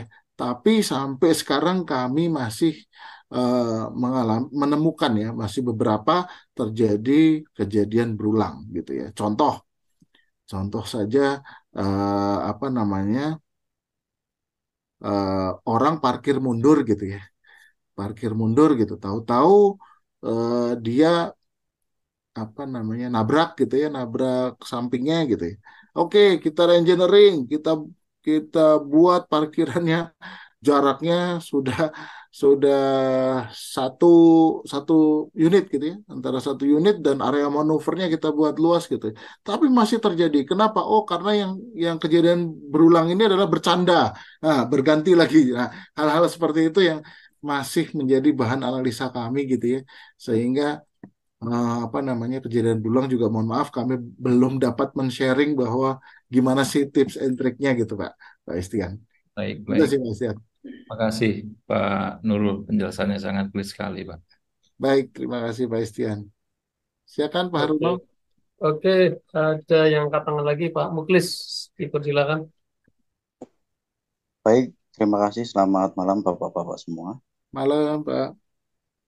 Izin bertanya Pak Nurul Ya, untuk terkait tadi kan ada ya banyak kontraktor yang berkontribusi di PT MIFA, bahkan ya. lebih Dari dari mana Pak Muklis? gimana? Bapak dari mana? Boleh, boleh open cam barangkali, terus sebutkan instansinya atau organisasinya. Saya Muklis dari PT Pama Persada Nusantara. Saat mana Pak? Saya sekali proyek baru sih di Sangatta. Loh, ini undernya Pak Istian berarti. Izin Ya. bertanya Ya, Pak Nurul, kan untuk kontribusi kan 70% bahkan itu adalah kontraktor lokal ya Pak ya. iya betul. Dan untuk di pekerjaan hauling Hmm? itu kan tracknya lumayan jauh. Dan apakah semua kontraktor itu dalam satu komunikasi atau satu radio channel, Pak? Hmm. Yang Oke. kedua terkait Hmm. untuk banyak yang menyertakan di situ adalah digitalisasi. Jadi Hmm. artinya semua karyawan berhak masuk membawa HP berarti ya, Pak ya, untuk Ya, masuk ke dalam kerja, dunia betul. kerjaan. Betul. Dan apakah pernah terjadi di PT MIFA itu terkait eh, suatu insiden atau pelanggaran Mm-mm. yang notabene-nya melakukan aktivitas lain, apalagi beroperasi sambil menggunakan HP. Karena di situ kan pasti ada potensi-potensi dari operator untuk menggunakan HP dan aktivitas lainnya gitu, Pak. Oke. Nama yang terakhir untuk mekanisme penanganan pelanggaran itu seperti apa ya, mohon dibantu Pak Nurul.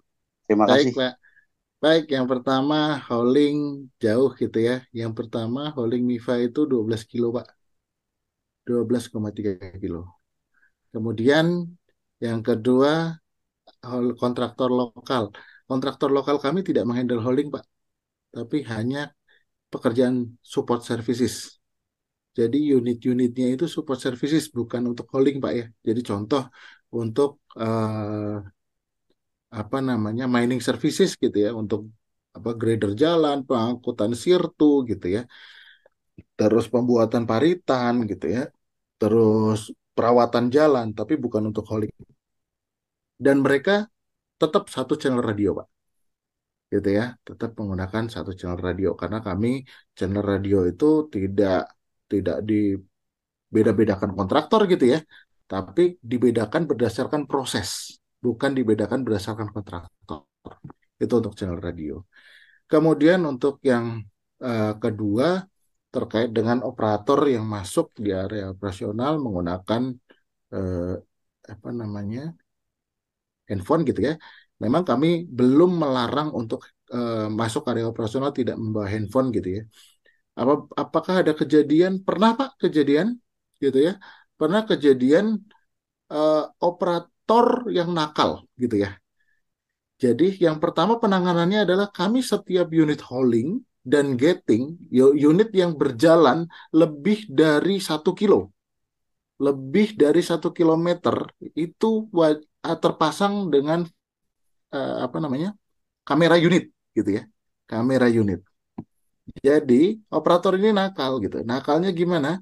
Soalnya kalau handphone untuk telepon begini, atau untuk mainan dan kebaca oleh kamera, matanya langsung ke bawah gitu saja, alarm hidup dan dispatch langsung terkoneksi gitu ya. Nah, ini tidak, tapi dia menggunakan headset, Pak. Ya, dia menggunakan headset. Sehingga apa? Si kamera ini belum dapat membaca terhadap headset. Atas kejadian tersebut, kami minta improve dari si kamera tersebut agar headset itu terdeteksi. Itu contohnya gitu ya. Terus yang ketiga, terakhir apa ya Pak ya? Tadi pertanyaannya Pak. Untuk mekanisme penanganan pelanggaran Oke, dari baik. Mekanisme penanganan pelanggaran. Yang pertama Pak, eh, kami contoh saja kecepatan gitu ya Pak ya. Kecepatan gitu, melanggar kecepatan. Kami melakukan inspeksi itu selalu apa namanya, gabungan gitu ya. Misalkan inspeksi kecepatan di jalan holding, kami melibatkan kontraktor Pak, gitu ya. Kami melibatkan kontraktor yang unit holding tersebut, gitu. Dan kami speed gun, kami itu tidak main sembunyi-sembunyi Pak. Jadi kalau speed gun semua semua tidak ada yang tutup-tutupi, pasti kami menginformasikan. Ya, menginformasikan. Bahkan kami menempel, Pak, menempel.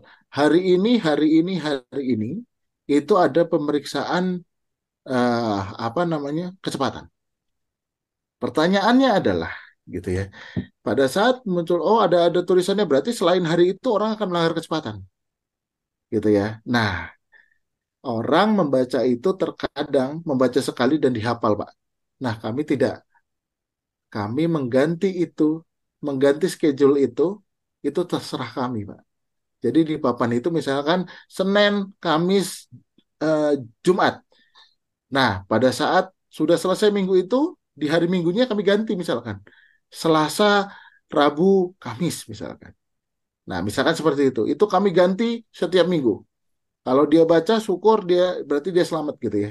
Nah, alhamdulillah poin positif itu membuat mereka itu selalu melihat apa namanya itu, sign-sign yang ada di kita gitu ya. Kemudian dan mereka tuh ya patuh memang pada saat hari itu. Sehingga harapan kami apa namanya, mereka selalu patuh setiap harinya karena setiap hari itu akan berubah Pak gitu ya, harinya gitu. Nah, itu contoh seperti itu. Dan kami juga kalau melakukan random check itu tidak terencana. Jadi ada apa? Pemeriksaan kecepatan terencana dan tidak terencana. Yang tidak terencana ini yang sembunyi-sembunyi gitu ya.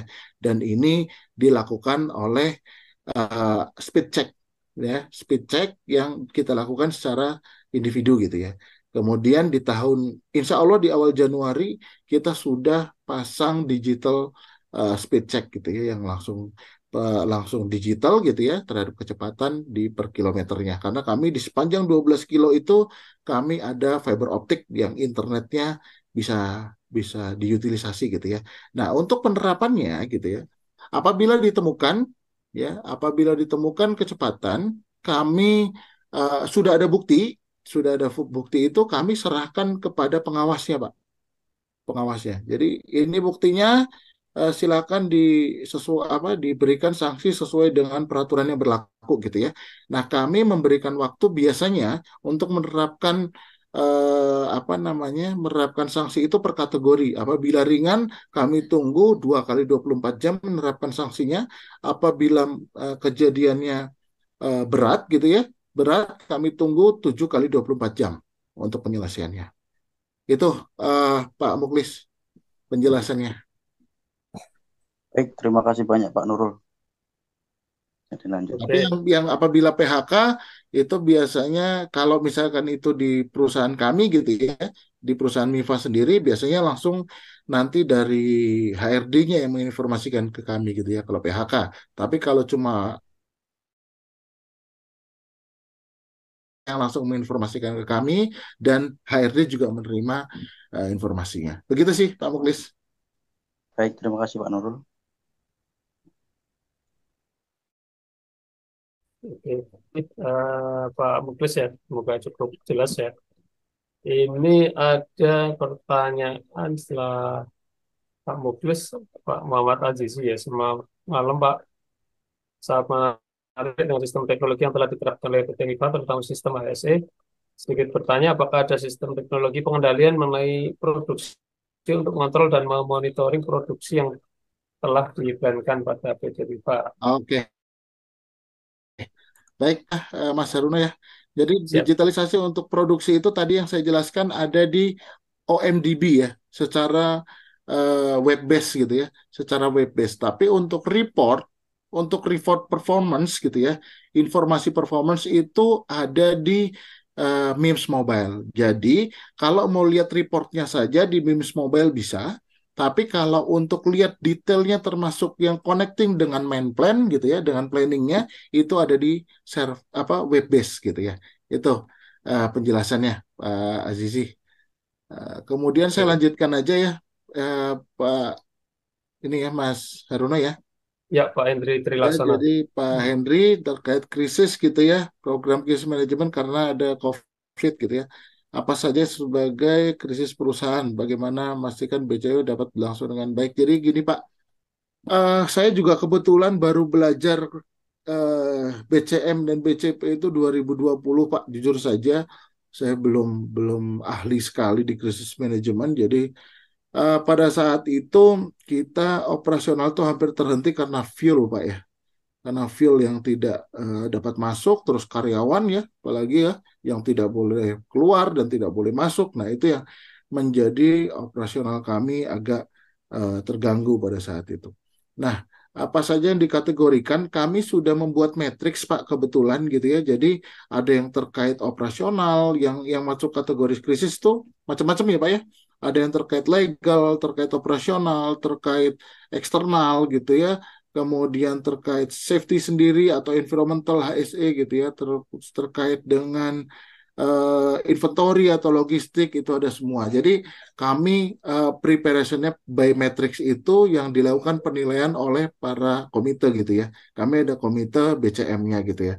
Terus sebagaimana memastikan BCM dan BCM berlangsung dengan baik. Jadi kalau kami sebenarnya awalnya gitu ya, baseline-nya itu tetap dari corporate risk Pak ya, yang kami evaluasi setiap bulan sekali dan kami lakukan evaluasi dengan komite dan itu kami tentukan action plan-nya gitu ya, dan kemudian kami sampaikan untuk condition issue terhadap krisis manajemen yang berjalan yang terjadi saat ini pada saat weekly atau monthly meeting bersama seluruh divisi dan seluruh kontraktor. Itu sih kami prosesnya yang saat ini berjalan gitu ya. Kemudian Pak Bagus juga, ini kalau boleh tahu safety culture dengan nilai 35 pada aspek yang paling tinggi. Baik Pak, jadi untuk safety culture, jadi kami sebenarnya secara baseline gitu ya Pak ya, secara baseline-nya kami menentukan 33,5 itu sebenarnya dasar dasar kami dari beberapa referensi dan beberapa referensi dan beberapa perusahaan yang kami kemarin mendapatkan benchmark ya, benchmarking dan dapatkan referensinya juga dari perusahaan itu gitu ya. Jadi kalau 3,5 itu kita kategorikan baik gitu ya, itu juga berdasarkan evaluasi dari penetapan terhadap kriteria gitu ya yang kami tetapkan. Jadi ini tidak berdasarkan peraturan atau apa, ini berdasarkan best practice di perusahaan kami gitu ya untuk yang safety culture ini. Baik, kemudian satu program menarik pada istri dibawa ke tempat kerja yang resiko pada suami mereka. Bagaimana respon para istri atau pengaruhnya terhadap pekerjaan suami? Jadi gini Pak, banyak hal yang kadang-kadang tidak diketahui oleh istri gitu ya terhadap resiko-resiko suami gitu ya. Tapi ada juga yang kadang-kadang menjadi salah gitu ya. Kami mengantisipasinya gini, Pak. Jadi biasanya orang-orang yang bekerja shift gitu ya, mereka berdasarkan analisa adalah mereka mengalami stres karena tidak bisa tidur, Pak, pada saat siang hari. Karena apa? Di rumah itu suaranya bising gitu ya. Terus istri kadang tidak mau mengerti kondisi kami pulang kerja pagi butuh istirahat gitu. Nah ini kami mengedukasi Pak, mengedukasi para istri tersebut. Responnya cukup baik ya. Istri juga tahu pekerjaan suami, bahkan istri tahu bahwa apa namanya suami itu tingkat pekerjaannya risikonya bagaimana gitu ya dan job desk-nya ngapain saja gitu. Bahkan kami mengundang sampel-sampel para suami gitu ya untuk menjelaskan bahwa pekerjaannya begini begini begini gitu ya. Dan respon suami juga cukup positif gitu ya. Tapi yang suami yang nakal pasti akan ada negatifnya Pak gitu ya karena akan ketahuan gitu ya. Karena kami informasikan bahwa secara apa namanya kami tidak informasikan secara gajinya tapi bahwa benefitnya apa saja yang diperoleh itu kami informasikan gitu ya sehingga istri juga wajib tahu gitu. Nah ini yang terkadang menjadi uh, apa ya pro dan kontra ya gitu ya di kalangan para suami gitu ya. Tapi yang suami yang memahami itu mereka positif Pak perubahannya gitu ya. Kemudian Ada Mbak Dita itu ya, itu lagi dari Balangan Kol. Luar biasa materinya Pak Nurul. Pada flowchart manajemen sistem yang ditampilkan tadi pada corporate objektif diturunkan dalam bisnis proses dan diturunkan kembali salah satunya risk management. Pada risk management ada 3 program, activity, risk, IRM, dan insurance management. Apakah ada program secara spesifik untuk programnya? Common digunakan IRP, di mana pendekatannya secara terstruktur mengidentifikasi berbagai bentuk risiko, baik risiko operasional, keuangan, dan lainnya. Artinya pada IRM sudah termasuk IRDC maupun insurance management. Mohon penjelasannya Pak. Wah ini lumayan detail juga nih. Detail pertanyaannya. Baik, sebenarnya untuk salah satu manajemen spesifik untuk IRP, oke, emergency response plan, baik. Secara corporate risk berarti ya, corporate risk mengidentifikasi resiko baik operasional, keuangan dan lainnya. Betul, betul Mbak. Jadi kami untuk yang IRM ya, untuk enterprise risk management itu ada kami membuat terhadap apa namanya kriteria risiko itu tidak hanya terhadap safety ataupun environmental atau apa ya, tapi justru penekanannya terhadap bisnis gitu ya, terhadap bisnis. Contohnya delivery gitu ya, delivery impact-nya. Keuangan pun kita bagi, Pak ya. Jadi bukan hanya terhadap keuntungan saja, tidak hanya revenue, tapi kami juga apa namanya di keuangan itu kami memasukkan aspek total cost gitu ya atau cost gitu ya, cost operating cost atau total cost. Kemudian kami memasukkan aspek juga terhadap call price gitu ya, call price karena call price itu juga menjadi risk walaupun itu eksternal gitu ya. Tapi yang sifatnya risiko eksternal itu kan tidak bisa kita kendalikan ya Mbak ya, tapi kita bisa kendalikan secara internal. Misalkan cost apa eh, call price itu turun, berarti apa operating cost atau total cost kita juga harus kita reduce gitu ya. Kita mulai harus apa ya melakukan program reduce cost dan lain-lain gitu ya atau improvement cost dan lain-lain. Nah, itu yang menjadi resiko yang ada di IRM gitu ya. Kemudian ada pada IRM sudah termasuk IRDC ataupun insurance management. Betul. Jadi salah satu di IRM adalah IRDC sifatnya ekstrim risk, resikonya itu tinggi. Ya, resikonya itu ekstrim. Saat resikonya ekstrim, isu daripada proses tersebut itu harus diangkat ke IRM. Akan menjadi poin isu pembahasan dan dinilai secara risk and opportunity-nya serta need and expectation dari stakeholder akibat dari risk itu gitu ya atau isu itu ya itu kita analisa kembali connectingnya sehingga apabila itu membutuhkan apa namanya scope dari manajemen level baik itu direktur maupun komisaris itu bisa mengambil keputusan di proses itu. Gitu Mbak, untuk apa namanya risk management di kami. Baik, untuk ini Pak Hendy atas jawaban. Oke. Sudah semua ya Mas Ya, Haruna? siap, udah semua. Oke, sudah semua ya. Alhamdulillah. Baik, Terima kasih terima kasih banyak Mas Haruna. Pak Nurul dan rekan-rekan sekalian. Boleh dibantu Pak Nurul Ya, dipilih 3 penanya terbaik, baik via chat maupun tertulis atau via langsung tadi. Uh, oke. boleh yang terbesar. Oke, yang paling menarik, yang pertama tadi saya tertarik dengan pertanyaan Pak Istian nih, karena memang eh, paling apa ya ap- di tempat kami juga masih belum belum apa maksimal gitu ya dari pertanyaan Pak Istian gitu ya, masih menjadi PR gitu ya. Jadi cukup menarik gitu ya. Kemudian yang kedua dari eh, Pak Saleh ya, Pak Saleh siapa tadi? Bagus Saleh ya. Pak Bagus Saleh ya. Yang ketiga kayaknya Oke. yang paling menarik nih Mbak Dwita ya. Ya, ya, ya. Kita. Gitu. Oke, Pak Bagus Saleh, Pak Istian, Mbak Vita, terima kasih banyak partisipasinya. Selamat telah menjadi pemenang untuk kegiatan sharing session kita pada malam hari ini. Oke, silah Mbak Vita, saya udah ada kontaknya Pak Bagus, Pak Istian udah ada, berarti aman aja nih. Terima kasih atas sekali lagi Pak Nurul dan rekan-rekan sekalian atas sharing sessionnya dan partisipasinya. Eh, mohon maaf apabila terdapat hal-hal yang kurang berkenan. Sekali lagi kami sampaikan sharing session dari Kagama HSE bersama praktisi HSE dilakukan tiap pekan kedua dan pekan keempat ya Insya Allah continue kecuali ada pertanyaan, ada kegiatan tambahan atau perubahan nanti akan diinfokan via grup ya.